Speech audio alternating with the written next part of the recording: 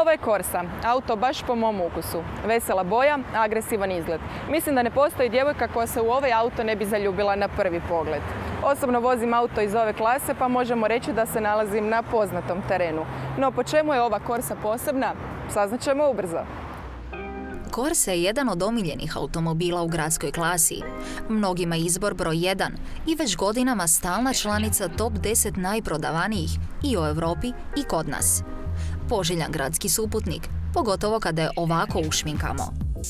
Primijetili ste da ova Corsa malo odskače od prosjeka. Ne, nije OPC, ali izgledom i zvukom podsjeća na nju. Za prvi dio priče zaslužan je OPC Line paket koji donosi prednje istražne spojlere na odbojniku, sportske pragove i ovaj tu spojler.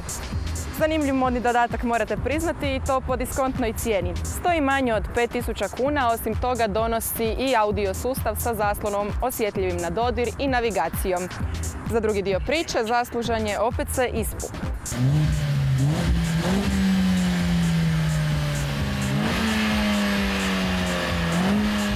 Ovaj modni dodatak za sve ljubitelje dobrog zvuka stoji dodatne 4000 kuna, a od dodatne opreme na autu su još krovni otvor, adaptivna prednja svjetla i alu naplaci od 17 sola. Ovo, plus još ranije spomenuti dodaci, ukupnu cijenu automobila dižu za 20.000 kuna. Dobra investicija, koja plahi i diskretni automobil pretvara u predatora, barem kada je u pitanju vizualni dojam. Iako izgleda brutalno, ova Corsa je u biti janje u vučjoj koži. Zašto janje? Pa recimo očekivala sam da kad pritisnem gas da će auto jednostavno poletiti, ali dobila sam nešto puno blaže. Pod ovim poklopcem radi 100 konja, što je možda dobro za laganu vožnju, ali ne i za ekstreme. Iz ekstremne kategorije dobit ćemo jedino zvuk koji je zaista odličan. Corsa leži na velikim kotačima, ima dosta tvrd ovjes i precizan upravljač, tako da se vozi vrlo dobro. Mladi će u ovome bez problema naći svoje trenutke za uživanje.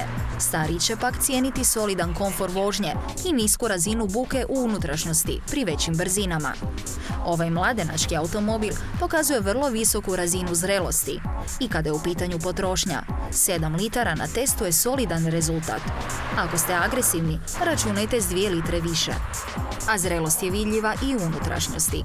Vrlo visoka razina kvalitete materijala i odlična izrada, bez ikakvih zamjerki. A bogata oprema u kojoj su multimedijski sustav s navigacijom, automatska klima te tempomat dodatno podiže dojam. Na kraju dolazimo do cijene od 116.000 kuna. Uopće nije mnogo. Na kraju imate Corsu koja izgleda poput OPC-a, a stoji 50.000 manje. Transformacija Corsa u nešto sasvim posebno i nije toliko skup pothvat. Zamislite kako bi sve ovo djelovalo bez OPC izgleda, zvuka i daška luksuza unutrašnjosti, sigurno stepenicu niže. U biti od janjeta u vučjoj koži ostalo bi samo janje. A mi sada jurimo na autoenciklopediju, točnije 10. mjesto na ljestvici najprodavanijih automobila svih vremena, takozvano američko čudovište koje je nekoliko brojeva veće od Corse.